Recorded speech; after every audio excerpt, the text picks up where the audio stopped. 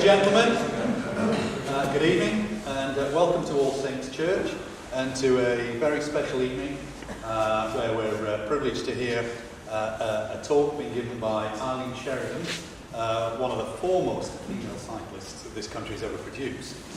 And we're very lucky that she's also one of our parishioners.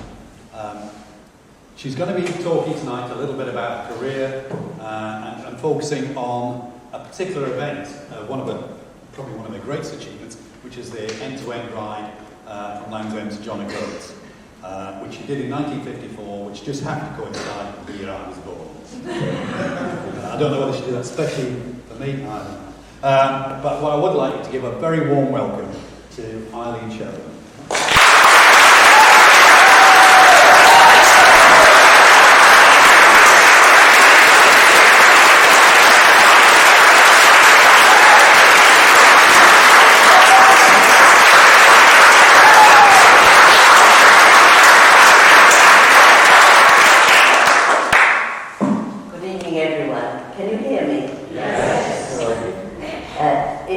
Privilege to be here this evening to spill the beans on all my cycling memoirs and the great fun I had and exciting times record breaking.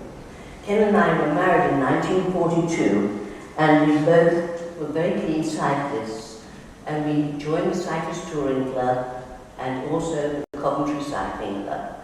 The Coventry Cycling Club I've been a member for many, many years since the 40s, and of course they made me their president, and I'm still their president. So I'm greatly honoured indeed to do that.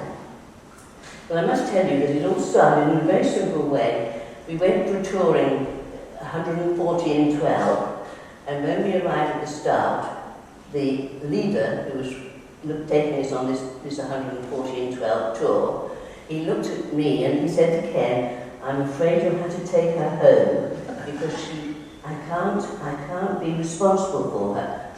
We've got to do the 140 in 12. And Ken said, "But she wants to ride." And he said, well, you'll have to be responsible for her. Ken said he would be. So off we went. Well, near the end of this 140 in 12, the man came up to Ken and he said, "I'm not worrying about your wife, I'm worrying about some of the chaps at the back." That was the start, but it was such a small start. Well, then we joined the Coventry Cycling Club, and the secretary couldn't wait to get me to fill in the forms and start racing. And I remember I was number one off in my first event, and it was a terrific shock because I was a bit nervous and I had my feet in the pedals, I was so nervous. And number one is always the slowest. Of course, it's somebody who hasn't ridden before, and I was at the end. We started off at minute intervals, and it was really very funny because no one caught me. I went up and I turned at the first turn, and I called, he said number, and I called up one. And I remember the man shouting back at me, "You can't be." I said, I am, I'm sure I am. And anyway, that happened, and as I turned at the turns, everybody else was still going there. So I didn't see anyone. It was a running race. So in the end, that year, I beat the girl who was, I consider, a wonderful rider. You don't hear anything of her. She's as great as any of the riders in the top now, and she held all the records, the British records, time trialling.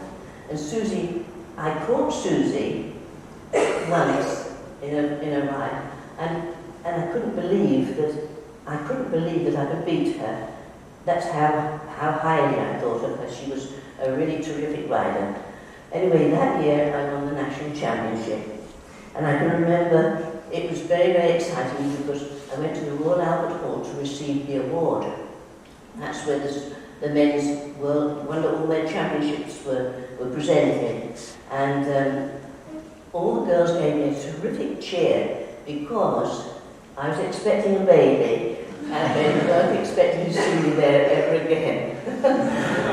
But I had my baby in the following year, and that was in April in 19 1946 I had my son. And so I didn't think I'd ever be able to race again. But Ken kept pumping my tyres up, putting my bicycle outside the door, and saying, go for a gentle ride, it'll do you good. and of course it did in a way, because I gradually, I just went out for a ride, and it was a really just an ordinary ride.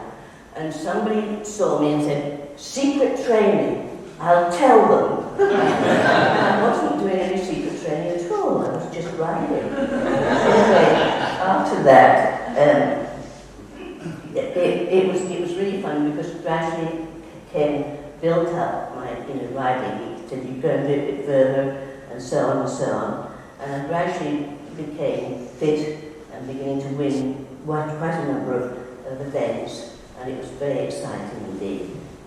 Anyway, that year,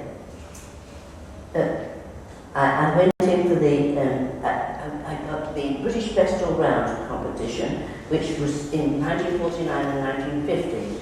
Well, in 1949, I really did enjoy my riding then. I was very, very fit, and I was honoured in the world of cycling when I was awarded the Bidlake Memorial Prize for creating a new high standard in women's racing, and with 3 championships, 3 national championships and 5 competition records. And so it was really exciting, but I hadn't ridden a 12. And I said to Ken, I'd love to ride a 12. And he said no, he didn't think it was necessary. It wasn't in the British Best All-Rounder. But the lads in the club talked him round, and 5 of them, Ken included of course, Ken came up and they fed and looked after me in the Yorkshire 12. Now this 12 hour, just before we went up, Ken said to me, do you think you could get competition record? And I said to him, what a thing to say. I haven't even ridden a 12 yet. Ken was expecting great things. So anyway, we all went up to Yorkshire. I didn't know the course, of course. And we started up, and I was very nervous. And I wanted to do a good ride because the boys had come all that way up to help me from Coventry. And then I got to the start, and after a while I thought I hadn't seen anyone, and I thought I'd gone wrong. So I started to ride back to see if I could see anyone. And somebody, I was getting on a motorbike, so I said, excuse me, could you tell me the way to Wetherby? Because I knew Wetherby was the next place. And he said, you're going the wrong way. You're going the wrong way now. So I've been riding back, wasting time. And when I got to the 25-mile mark, Ken realised that I was down on other people, and he was very upset, and he thought that was rather bad. But he didn't realise what I'd done. I didn't dare tell them. I had some awful sore start. I began to really push hard. I thought, oh, what an awful thing to do when they'd come to help me. And then I started to catch up Susie Remington. She was the great one I told you about. She held the 12-hour ladies' championship at 220 miles. And Ken held up a banana, and he called out, stop, I demand you to stop and eat this banana. Don't pass Susie. I said, I'm not hungry. I took a bit of a nibble from my pocket, and I thought, here we go. So I went past her. I thought, well, she found to challenge me, but she didn't. So it was quite amazing. Well, the chaps were very busy feeding me. They kept on popping on their bikes and cutting through and just catching me as I came past another junction. They'd give me a drink, and I like to have fruit juices and a bar. I used to have a pocket on the front of my jumper, which was a big mistake, because you put a fruit bar in and the pocket would open and all the wind would be going in. It was like putting a sail against a spoon. But we didn't learn, and it was really rather amazing. And I just kept on pushing away and enjoying it all. And the chaps said they'd all put up ordered a pint in a pub, and we were just going to drink it, and I went flashing by there. So anyway, in the end, I ran out of the circuit. The women went on to one big circuit, then on a smaller one. And the men racing, and they were doing the same thing. Well, anyway, suddenly I came to the end of the women's circuit, so they put me onto the men's circuit, but going in the opposite direction from the men. I was never allowed to race against the men. That was the rule.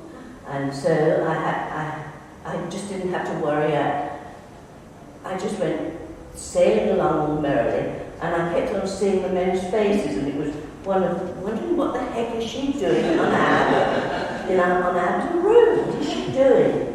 Anyway, it all worked out very, very well because I was suddenly called to stop, and the course was measured to that point, and I'd done 237 and a half miles.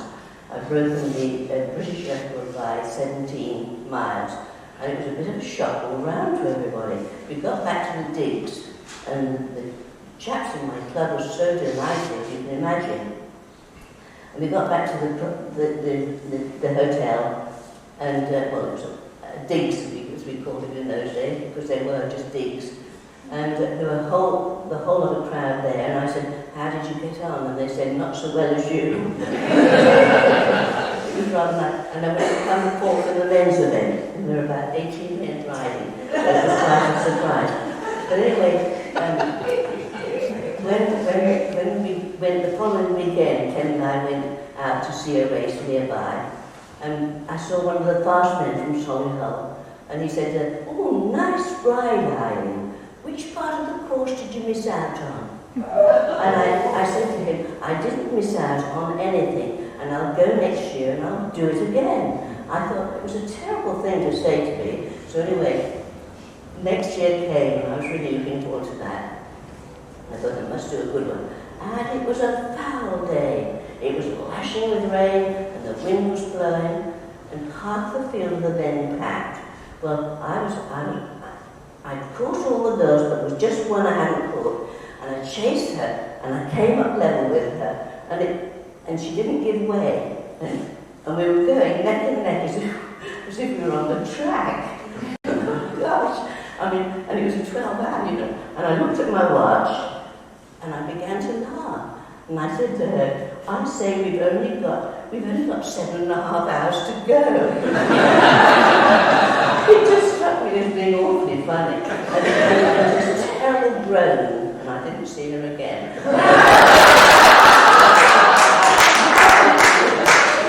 But I felt so sorry because I thought it was not, I didn't realise that it would affect her like that. But I expected her to catch me up again.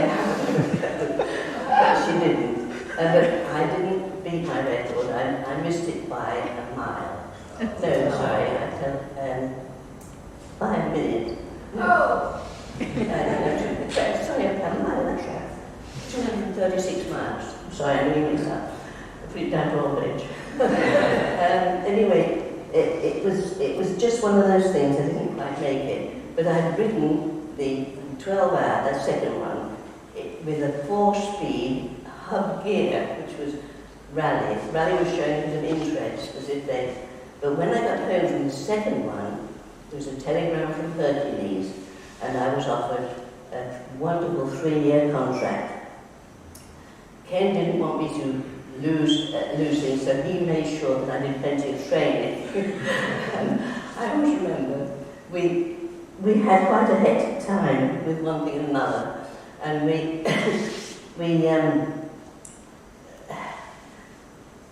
sorry, I just lost the hang of my...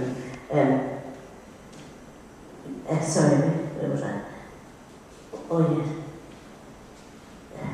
Sorry.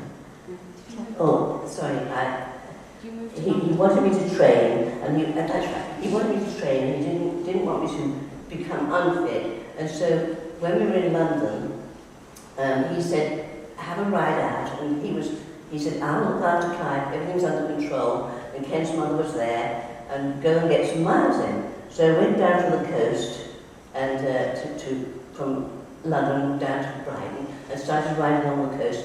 Then I realised that I'd got to get back without, I hadn't got a rear lamp. And I thought, well, I better get a rear lamp, because I won't be back before it's light. So I stopped at a cycle shop, and I went in and I said, "Could I have a rear lamp, please?" And so I said to him, I might not get back to London before it's dark. And he looked at me and he said, "Who do you think you are? Eileen Sheridan End." I felt a bit embarrassed, and I said, then I grinned, and I said to him, "Well, actually, I'm Eileen Sheridan End." And he looked at me and said, "Oh," he said, "come into the office. I've got a marvellous map. I'll show you the quickest way back to London." So I said, I'm not going the quickest way back. I'm getting the miles in. And then, anyway, that's how I used to ride. And Ken was right. Unless I did the miles, I couldn't have withstood the strain of all the records. But that's how it, in a way, it all started. So off we went. And when I received this telegram, I realised what a huge job it was. But it was a wonderful contract they gave me, and we were able to sell our house in Coventry and move to Old Isleworth, where we've been since 1952. And it was really rather wonderful because, you know, it was just what I wanted to do, the distances. And so, of course, I had Frank Southall as my manager, and everything was all laid on to start in 1952. Well, the awful thing was, in 1951, right at the end, I'd signed the contract and all was settled, when I had an awful road accident. I was out training, the snow on the side of the road, because it was in November, well, December, and the snow on the side of the road, and I hit a wooden chop that was left by a lorry in the road, over the top, no crash helmet, of course, and I was unconscious 4 days, and I was in hospital for 3 weeks. So it didn't look very promising, and I was having to ride, you know, get fit and ride, and it was really hard work. And we'd only been in the house here for 1 month when we were flooded. So I had 5 or 6 years old, and we were really, it was a terrific strain, but I was still trying to get fit. Anyway, then I won't go through all my records because the first one was the Portsmouth and back, and it was a nightmare. And when I tell you that I broke a blood vessel in my throat, it was so cold, I couldn't breathe properly. I wasn't used to having hot drinks. I just said to my manager, "Oh, I'll go through on cold drinks." No, I never bother about hot drinks, but I should have had hot drinks. And Ken said at the top of Guildford High Street, it is absolutely true, a boy on a paper bike, you know, one of these heavy things, went up Guildford High Street and passed me. I couldn't do anything about it because I couldn't breathe. Anyway, at the top of the hill, Frank Southall, my manager, gave me a drink which I wasn't used to. It must have either had brandy in it or something. It cleared my throat. And Ken called out to me, "You're a fast finisher, darling. You're a fast finisher." And I got it by 2 minutes. London to Portsmouth, 2 minutes. And it was amazing because when I did it later on, I knocked over an hour of it. So you can tell the difference between not being able to breathe properly. Anyway, after 2 or 3 records, somebody said to me, one of the sub-editor of the cycling magazine, and he said to me, "What's he trying to do to you? Kill you?" Frank Southall, my manager. And I said, "No, he's trying to get me fit." And of course it was, but in a very hard way. But Hercules did look after me when they realised. But the only thing that I can say about professional cycling is, they want a record, they'll just say, "Start Island in the morning. Start Island." It doesn't matter what the weather was like. I was started. 12 hours of pouring rain one day. And, it was just incredible. But you had to do it. If you were paid, you had to do place-to-place records, and that was it. Well, there were a lot of records to go for, but the one that I think will stand out in everybody's remembrance is the end-to-end. And it's just an amazing ride to do that, and especially when you're fit and strong. And by the way, when I signed this contract, I was told that I would have to go in for all sorts of things, like sports forums, open shops, and all that sort of thing. And one of the first sports forums I went on was Busenham, I think, the footballer, and Freddie Mills, the famous boxer, and cricketers and runners and walkers, and they're all on this thing. And do you know, one of the questions from the floor was, did the panel think there's a woman's place was at home at the kitchen sink? I thought that was terrible. And so I said, I felt I had played my part fully in both. And when we got to the back of the stage, Freddie Mills, the boxer, said, he put his great big arms up in the air and he said, I think women should,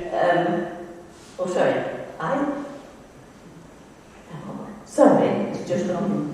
Oh, I think women should be at the kitchen sink. That was right. I think women should be at the kitchen sink. So I punched him in his solar plexus, and I said, and he put his arms up again, and he said, I think women should take up boxing. It was quite a laugh. But, you know, in a way, it was amazing, really, all the things that went on. I enjoyed it all very, very much, but the end-to-end was the thing that I really wanted to have a go at. And there's one thing that I had to laugh about. Ken's mother, she was very helpful when we were here, and I used to pop off and do a bit of shopping for her every now and then if she wanted something. She asked me to go and get some dog biscuits from a shop, and I went into this shop in Isleworth or somewhere, further over, and I walked in. As I walked into the shop, my bike was outside. The man that was serving had a little spider monkey on his shoulder, and this little spider. He was serving this man, and this little spider monkey was sitting there. And this spider monkey watched me come into the shop, and it leapt down on the counter, down onto the floor, came tearing round, and ran straight up to me, and wrapped itself around my bare leg. And I got my shorts on. And so I said to this man, would you mind please removing your monkey? It's stroking my leg. He didn't believe it. He looked at the chap who was serving, burst out laughing, and said, I don't blame it. I was absolutely horrified. So I said, in a very, very bossy manner, I mean it now. He came tearing around the counter. I was so relieved. I didn't know whether it was fancy having a bite out of it. Anyway, these things happen, don't they? Thinking about it, I used to have the shopping sort of dangling over my saddle, around my back, and I had masses and masses and masses of shopping on. And I used to have tear-ups along Hounslow High Street with the grammar school boys, and I used to beat them up with primes. And it was so funny, they'd stop their bikes, and they'd look at my bike, and they'd think, what's she got that we haven't got?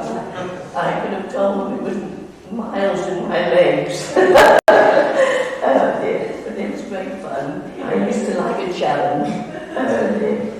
But then, of course, Ken used to be very, very keen that I kept my riding up to keep fit, because it was hard work if you weren't fit. Very, very hard working to be. And today, if I've got time, I'd like to tell you about the longest ride I had, and that was the Land's End John O'Groats record. You may have heard of the loneliness of the long-distance runner, but believe me, they've got nothing on the drama of record breaking on a bicycle. The effect is on both the riders and the helpers. It's a great mental strain, and it can be soul-destroying at times. I read out exactly what I had to do to prepare myself for this record, I had heard some grim stories. Sid Ferris, one of the riders in the 30s, that I read quite a lot about, he wore all black, short thing, and he had one eye. She had a black patch over one eye, this big chap, and on a bike, he looked like a pirate. But he got terribly saddle sore, dreadfully saddle sore. And guess what? His brother told me he rode on a stake to try to help him, and he was a vegetarian. Can you believe it? And I heard of raw feet from pedals rubbing on feet. Well, my feet didn't seem to be affected in that way. And I remember I turned up to ride in a 24-hour, and Frank Saville looked at my feet and he said, "No socks in a 24. You must have feet like horses' hooves." But I'll tell you something, that people had legs that swelled terribly, and agony, absolute agony from saddle sores, and you have to prepare yourself and make sure that you've got some jolly good saddles and have chamois leather seats while I did in my shorts. It's surprising, I was sent to Sir Adolf Abrahams to have a check-up, to check that I was all right, and he checked he rolled the thing that looked at my legs. He was like an old professional. He looked at my legs and he said, well, you've got a good pair of legs there. And I thought, well, that's helpful. And then he tested my heart, and I had to, then he said, well, I'll do some exercises. And he absolutely raved about my heart. He said, I got a pulse of 42. It was a big heart, pulse of 42, and it was a greater heart than Piri. And Piri, of course, was the Olympic runner. So I thought, well, I've got hopes there.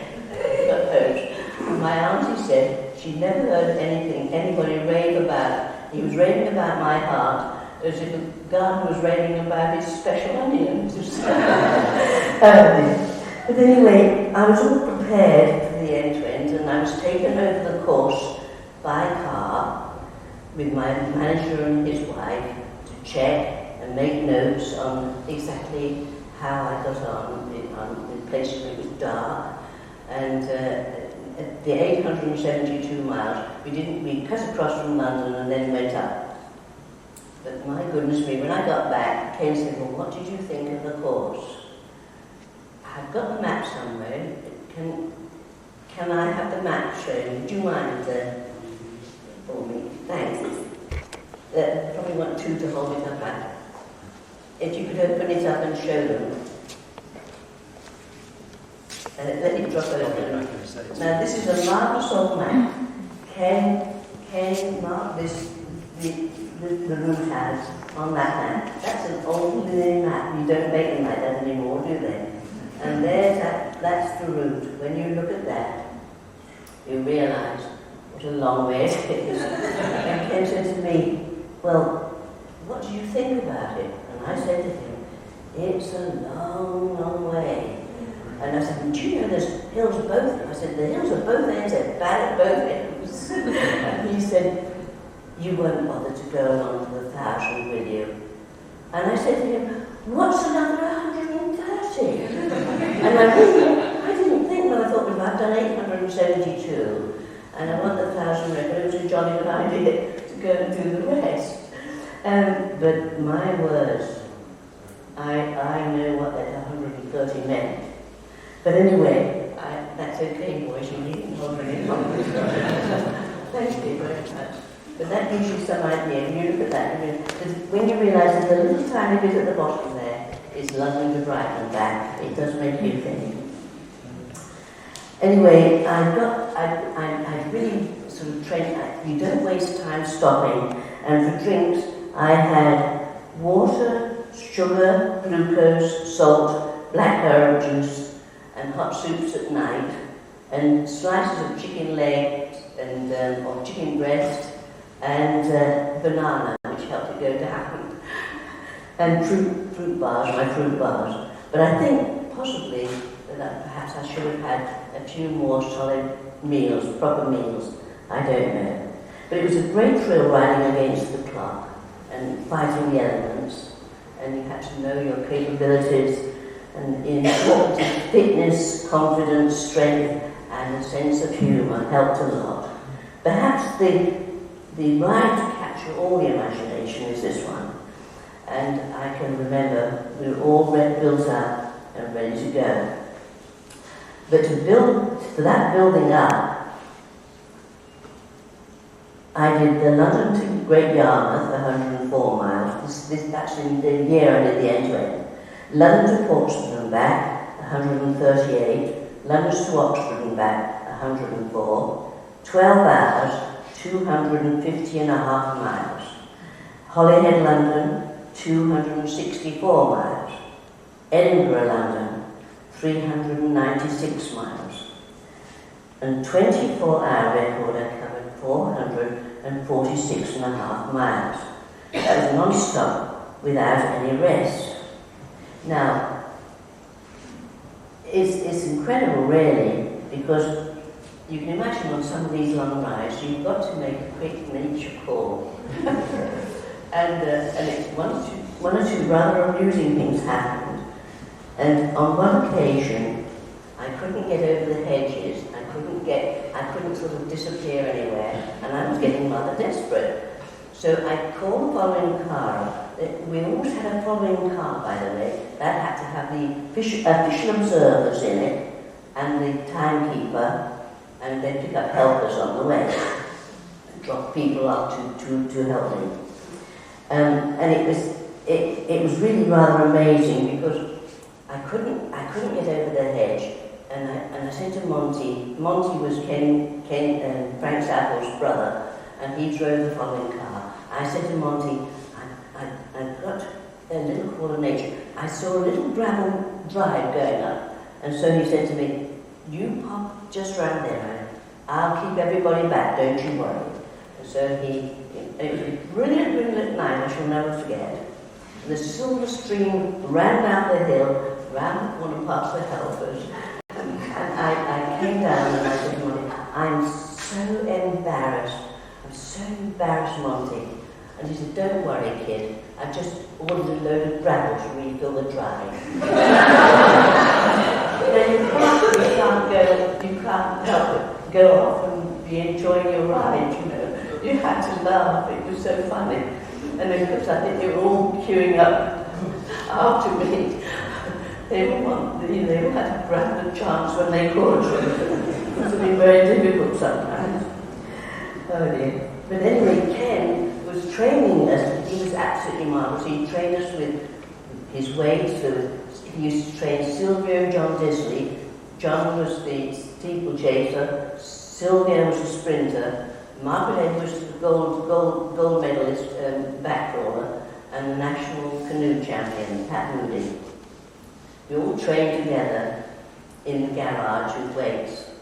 And we had a very old pair of rollers, which I used to ride. I used to get on and sweat away on these rollers. And all the others would be weight training. I did a lot of weight training with them. And there was a knock on the door, and one of my neighbours, Mrs. Baker, came up and she said, "I don't like to complain, but you're affecting my television set." And I said, "Look, my rollers aren't electrically driven. I'm driving them, and I don't think I'd ruin your television." But she thought that my rollers were doing her television in. Anyway, I was telling you, we went off. When I was on this record, I was set off at Penzance, and we had as many as 20 helpers, all ready to be dropped off to be helped. And with us was a nurse who came along. And there was a caravan that came in at the top of Chappell when they all expected me to get up and have a good rest. Well, the nurse was with us in Land's End, and she went up with us all the way. And when we were at the hotel, somebody came up to her. She was a big, well-built girl, and somebody came up to her and said, "When do you start your record?" And so she said, "It's not me," she said. "It's not me, it's that little one over there." believe it. And they turned out in the morning to see who started. And I had an understanding with my manager and the nurse that I didn't want to sleep the record away. That if, when I was sleeping, wake me up and to tell me that I'd have an hour, even if I only had half an hour, but get me to keep going, don't let me sleep the record away. And that was how we started on this road. We really were sure that I was going to try and do my utmost to keep going. But no one knew how anyone was going to feel. No one ever knew. I can remember going through the night, and I enjoyed riding through the night. And I had the wonderful timekeeper, Alan Gordon. And Alan Gordon was a mathematician, so he was very, very useful when everybody wanted to know exactly how far I'd done, how many miles per hour and all that. He worked everything out and helped them a lot. Excuse me for one moment. Oh yes. I must tell you that once the watch is started, it just goes the whole time. It doesn't stop when you go to sleep. It just keeps going until you get to John Gross. Well, it was just it's a sort of a simple sort of start. I just rolled off through Penzance over Bodmin Moor, and I had a southeast wind, crosswind. But then Exeter began to rain, and at Bristol the enthusiasm was terrific. And Gloucester has been riding for 12 hours.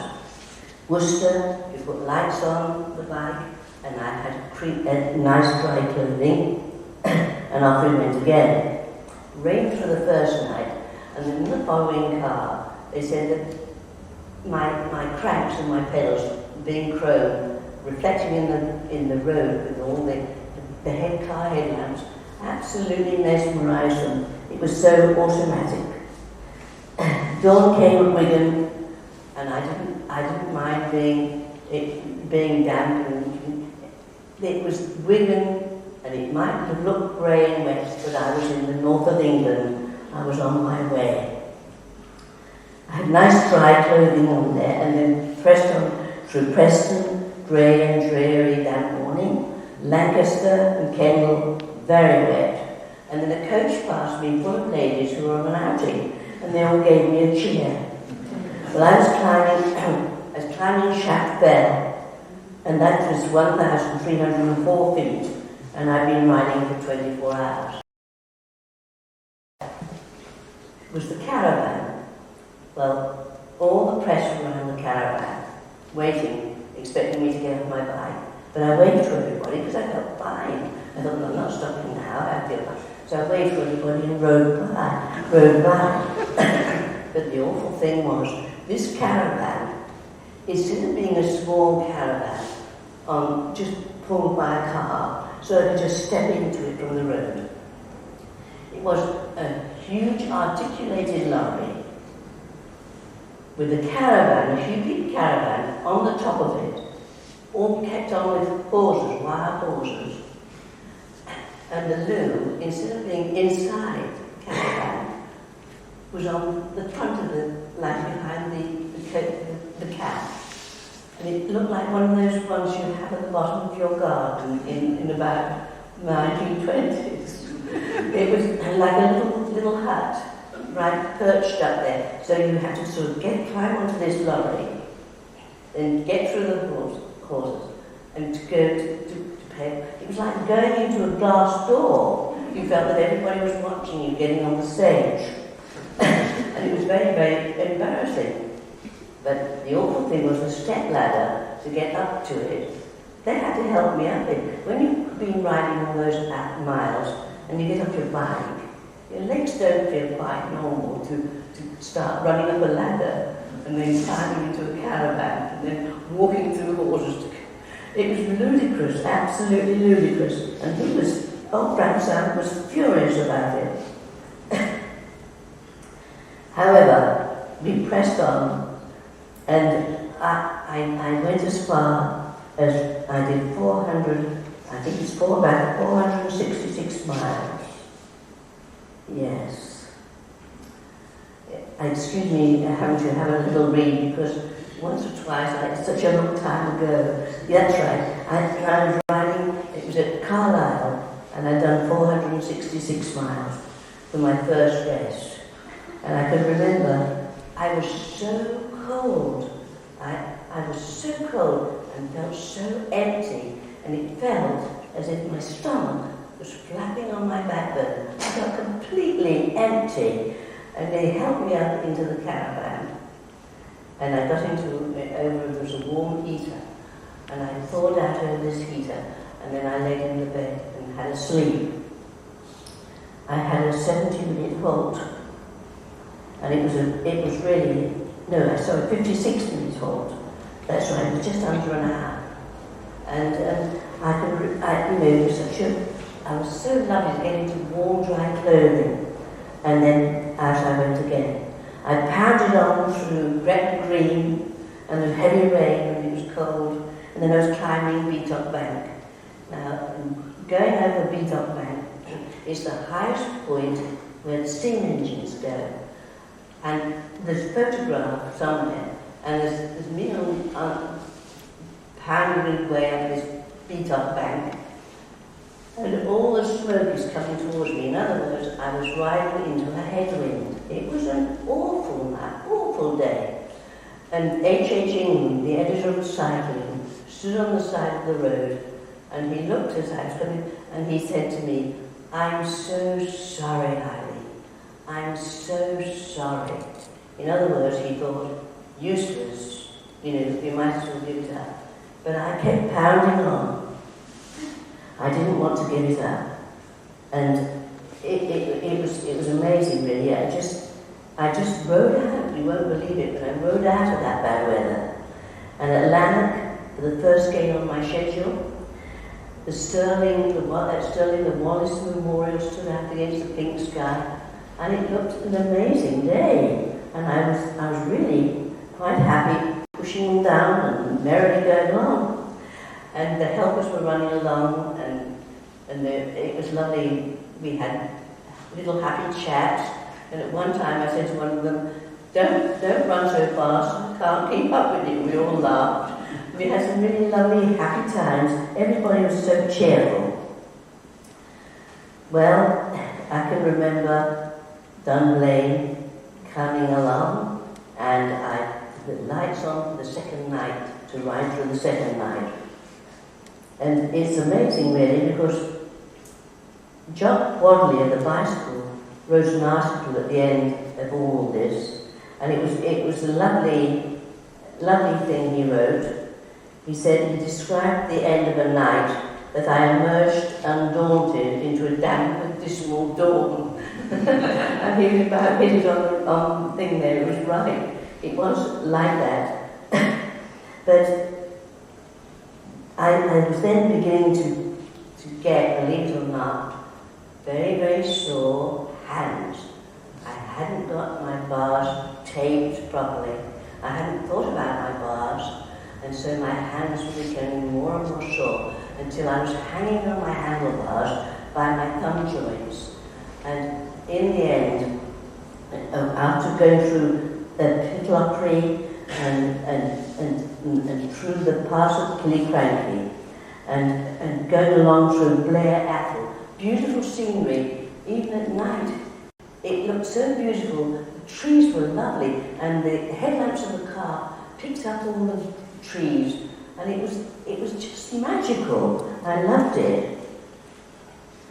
And we went on past Blair Athol, and it was very dark, and I started to climb the slopes of the Grampian Mountains. Now I called on the following car, and I said, "My hands are so sore," and they brought up the headlamps, and I held out my hand, and I got a blister in the centre of each palm. And Frank said, "Why didn't you tell us before they got to that state, Eileen?" I said, "I didn't realise, Frank." He said, "We'll get her into the caravan, and we'll 20 minutes, we'll stop you 20 minutes, and we'll get the bars taped up, and we'll give you some thick gloves to wear, So I got into the caravan, and I had a warm, lovely to get all warm again, and my feet were so cold. Frank South had ripped off his socks, taken his shoes off, ripped off his socks, and he pulled the socks over my shoes, so that it helped to keep my feet warm. But in that caravan, it was such a relief, and they got the tape on the bars and sponge or something, and I came out and off I went again. It was this long climb up this mountain, and I hope you remember. It's amazing. Ken said they dropped him at the top of the mountain with another boy, John, one of my old friends too, and they were together up there waiting for me to come up. And Ken said, "You'll never forget, we were on the top of this mountain, and there wasn't a sound. There wasn't a sound." I said, "Just a little, sometimes a little movement, a little ambush. No, seemed to be no traffic at all. And there was just, they could hear the purr of the engine below, and they could see the headlamps of the car gradually coming up. And then they saw my little lamp, a tiny little speck of the lamp, because I used to have a rear lamp with a clear glass in it. It gave no light at all, but they could see this little tiny lamp get nearer and nearer. And then they were running, they had hot drinks in their coats, and they were running along like mad, and saying, "You'll do it, you'll be all right, you'll do it." And it was really rather wonderful. At the top, now, if ever you've seen the Tour de France, you'll notice when they go down a mountain, they always put paper up their front, newspaper or something, to keep the cold out. And of course we didn't think about anything like that. And when I dropped down to Carbridge, 703 miles, the pain from the cold on my chest was just unbearable. So I had to stop again. And I was beginning to hallucinate. As I went to get into the caravan, lack of sleep, I was getting so tired. I went to step into the caravan, and I said to Ruby, "What's that?" And she said, "What?" I said, "That white thing." She said, "There's nothing there, dear." And as I put my foot on it, it wasn't there. And then I went up to a bunk in the caravan, and I said to her, Don't wake the helper." And she said, "Eileen dear, there's nobody there." And I went up to the bunk, and touched it, and there was nobody there. I was literally seeing things. I was just so tired. I suppose I thought the helpers will have to have a rest, and I was thinking they were there. It was a strange thing. Anyway, I stopped for 70 minutes, and I can remember how lovely it was to be actually in bed and sleeping. But when I closed my eyes, I saw the road going by. It's incredible. It was still on riding. I couldn't get it out of my mind. And then I said, "Could I have 5 minutes more?" And so I had 5 minutes more. And I said that when I woke up, "Could I have 5 minutes more?" And the nurse said, "No, Eileen, you've had your time." I said, "Right." And I got up, and I was dead keen to keep going and get that record. So,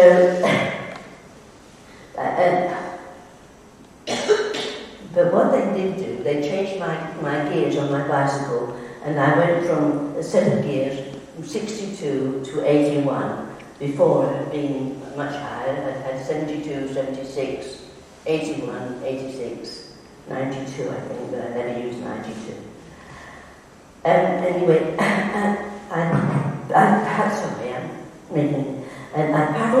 pedalled on from to Inverness, 7:30 a.m. pedaling into Inverness, 9:19.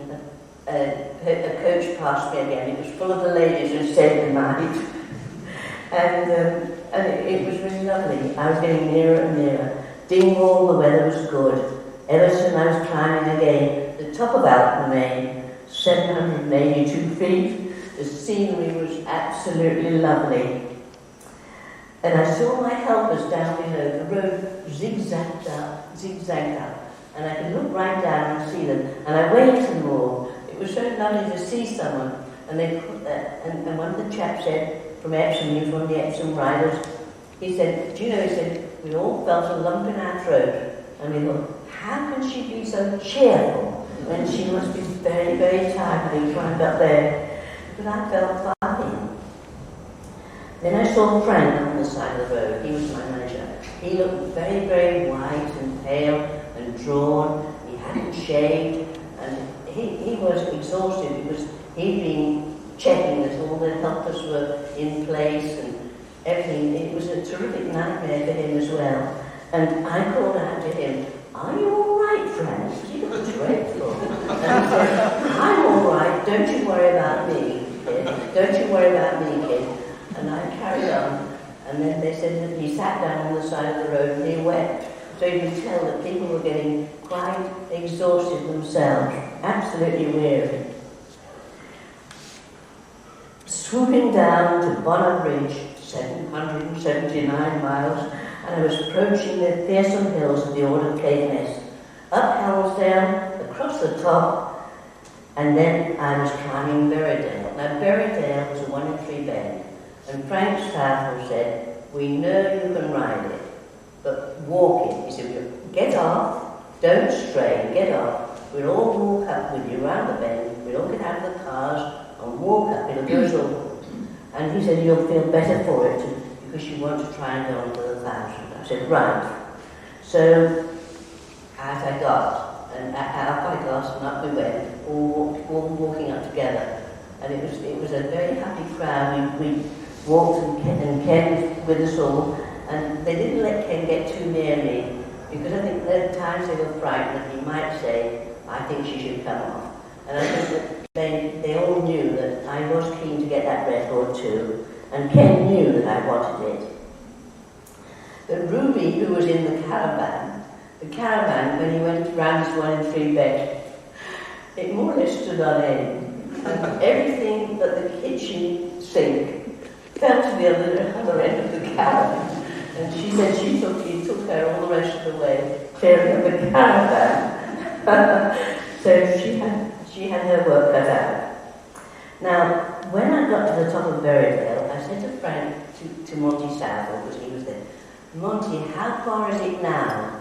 And he said, I couldn't remember how far it was or where I was. And he said, not far now, Eileen, don't you worry, not far now. They wouldn't let me have a schedule on my bike, so I didn't know. And so off I went.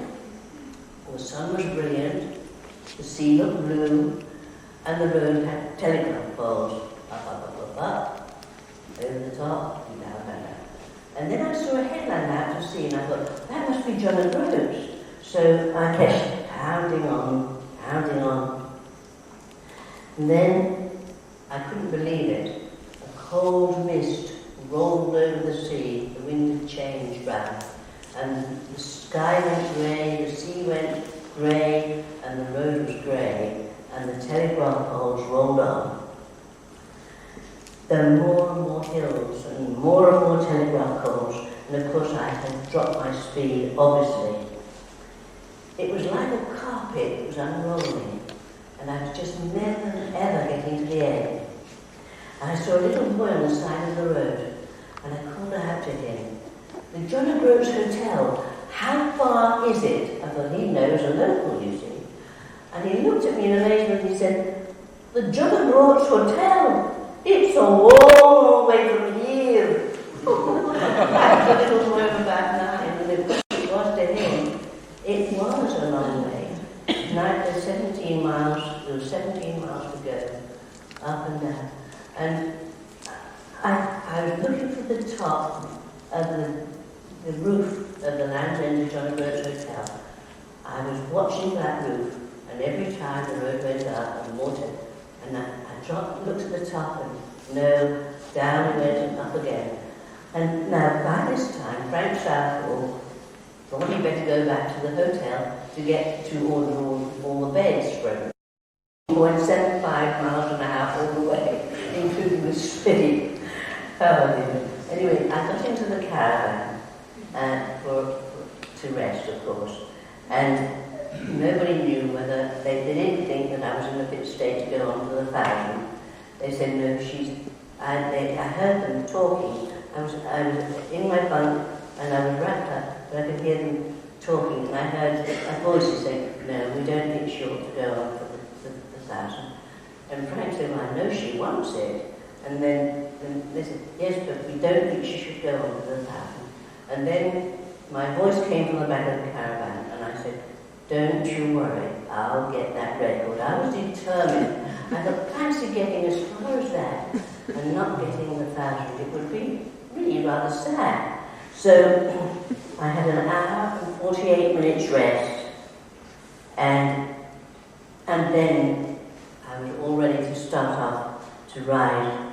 And it was at 10:54 at night. That was my bedtime.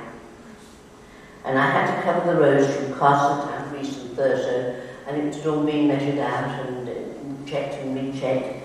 And off we went.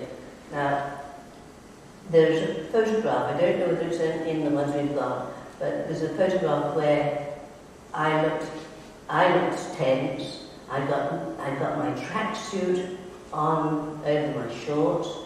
I got Frank Savile's big, large white sweater over my clothes. I had newspaper pushed up over my chest and up my tracksuit legs to keep my legs warm. I was muffled up with clothing to try to keep warm. And dear old Monty Southall, who had been at Deer, had always looked after Rethelbray, because he was a very kind man. He looked tense, everybody looked tense. They pushed me up, and rolling up to the main road was very, very painful. It was a rough road. But the main road was just a little smooth, little narrow road. And the lights in Scotland, they were bright. They never went, they didn't seem to be dark. The light was lovely. And what looked like snow in the gullies were cotton flowers. It was very, very lovely.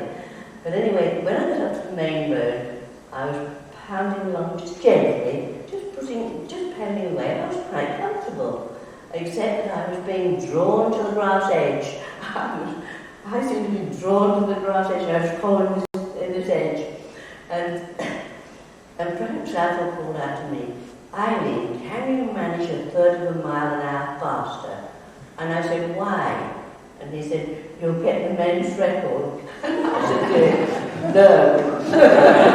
I thought, blow that. I'm not worrying about that. I'm just worrying about finishing 1,000 miles. So he said, right, get off your bike, get in the caravan, have a rest.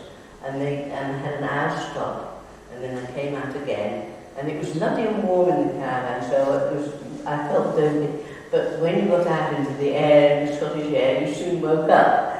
And off we were going again. I'd done 60 miles before I stopped then. But then I was getting very, very weary. And I saw some people on the side of the road, and they said, you turn here, Eileen.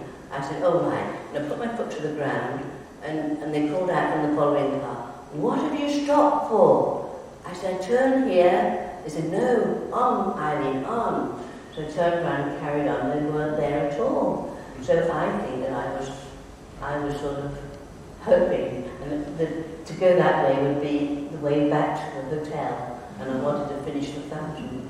But anyway, I was going along a bit further, and then Frank Saville said, Eileen, stop, get into the caravan, and we'll get something to eat. And do you know, I was dying for salt. I felt so, I desperately need a salt. So I had a lovely, he said, how do you like 4 rashers of bacon and a couple of eggs? How about that? And I thought, that sounds good scientific feeling. So I agreed. And we had this I had this bacon and egg, but my hands and my arms, my wrist was too weak to cut the egg out. I couldn't cut the egg out. And so Frank Saville cut it all up. And then the caravan was so hot, and my head was going forward. And he told me, you'll do it, kid. And he was feeding me with my egg and bacon. And I said, I'll do it. I was determined I was going to do it. Anyway, when I was put outside again in that cold air, I came to, and there was only 30 miles. There were only 30. I'd done 30, so there was only a few more miles to go. I'd done 90 and I carried on. And it was amazing. One of the chaps in the following class said it was so heartbreaking that every time there was a road going off to the left, that's where the hotel. I kept going off towards the left, and the people had to shout out, "Carry on!" Oh dear. Anyway, eventually, I shall never forget, we came to the moment when I came in and I broke the 1,000-mile record in 3 days and 1 hour, and I'd done it in 10 hours. I'd beaten it by 10 hours, 44 minutes. That was my records for the professional. So it was a great thing. Now, Jock Wadley of the bicycle, I told you, he wrote afterwards in the magazine, in the following car, I recall, those 3 nights of riding, one of rain, one of cold, and one of unreality. And I thought that summed it up rather well. And he said help us down.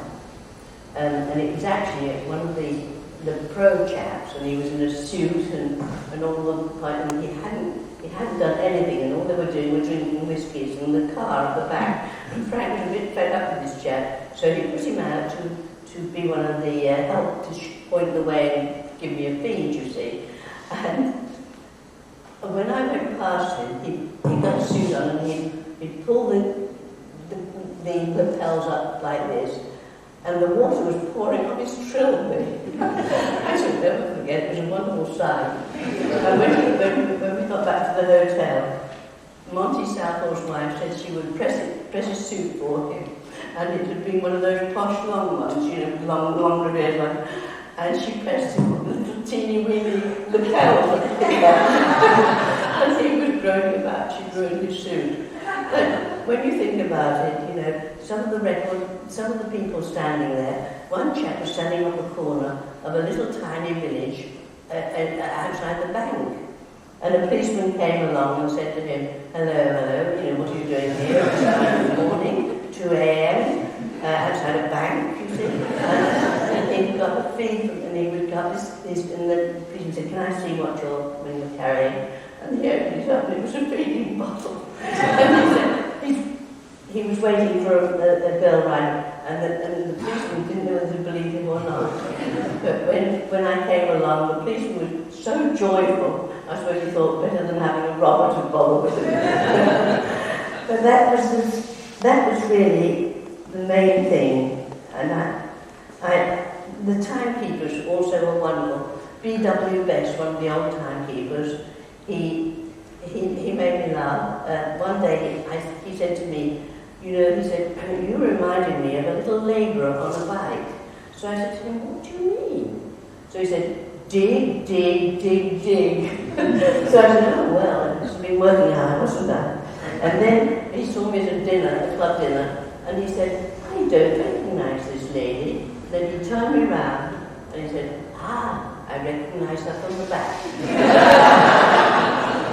They were all so helpful. They were all wonderful. And Ken and I were very relieved that that was that. But then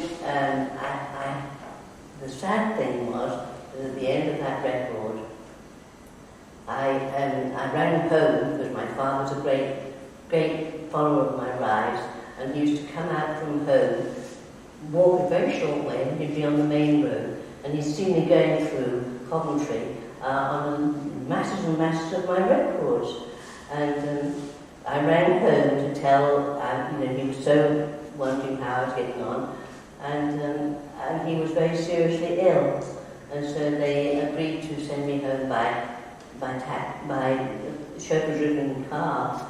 They took me down so that I could get back to see him, and I was able to tell him I got the Lantern to John Groves and 1,000, and then I went back, and Frank Schaffel said to go for the other 2 records, that was the 25 and the 50. And for the 50, there were 8 miles of cobbles through Edinburgh, and I managed to get it in 1 hour, 55 minutes, so I haven't lost my speed. But I told my father, and he was thrilled to bits. So it was all rather wonderful that he knew. And then I went on Ken Joy's attempt, and it was very, very, he had the most flying wind, and he did the most wonderful 24-hour ride. And then the weather changed, it was very rough, and he didn't manage to finish. And I felt so sorry for him, because I felt that he could have only have slept for 2 hours. He's still got time to get the end to end. But that record has had very, very many people, and one of the people told me that they'd actually seen men crying on that ride, and I can imagine it, especially if they got saddle sore and things like that. So altogether, I think I was very lucky that I only had sore hands. At least I could hang on to my guards when they were taped. And I must say that everybody worked so hard on that record that I was very grateful that I was able to participate and in such a wonderful sport. It was lovely. Thank you.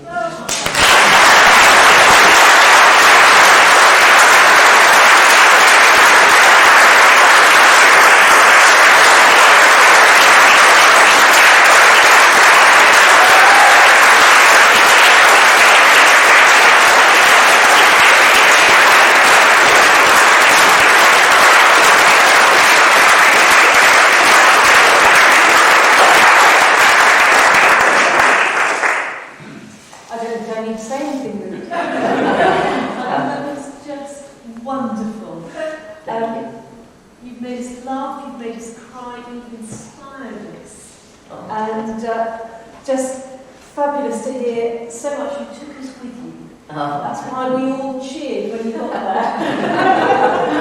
Thank you. You told the story with such grace and joy and appreciation of other people. Absolutely wonderful. Not just a champion, but the most amazing woman.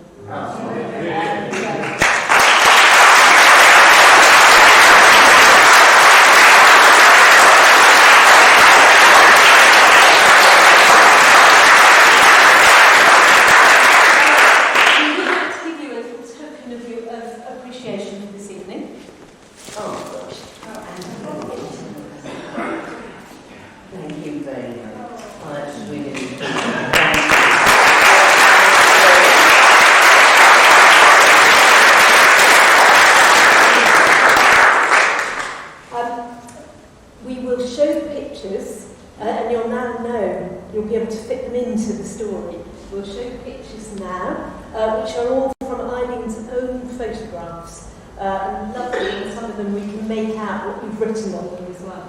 I love the one that says, "Gotcha." It's really great. Look out for that one. There are refreshments in the long room, which is the room facing the river. Please do make your way through there and come and go between the long room and the church so you can enjoy refreshments. We'll make sure you get some, Eileen. If you can stay in here, then maybe if people want to talk about what's on the screen, you could chat a bit. Yes, of course, Eileen. All right, thank you so much. And Eileen has very generously given us this evening to help the church of which she's been a member since 1952.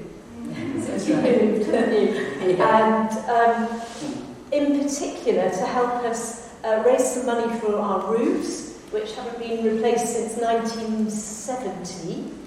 And we have a few leaks, and you know about doing these in the rain, don't you? Yes. So if you feel you would like to contribute to church funds and help us with that in appreciation of Eileen's talk today, please do leave any donations at the back. And if you'd like to use a yellow envelope and gift aid your donation, we would be particularly grateful. Again, thank you so much for coming. Thank you to everyone who's helped behind the scenes, Carol and Jurek and Mitchko and Carrie and Nick and anybody else who I haven't mentioned. And thank you all for coming and being part of this wonderful evening. Thank you, Eileen. Thank you.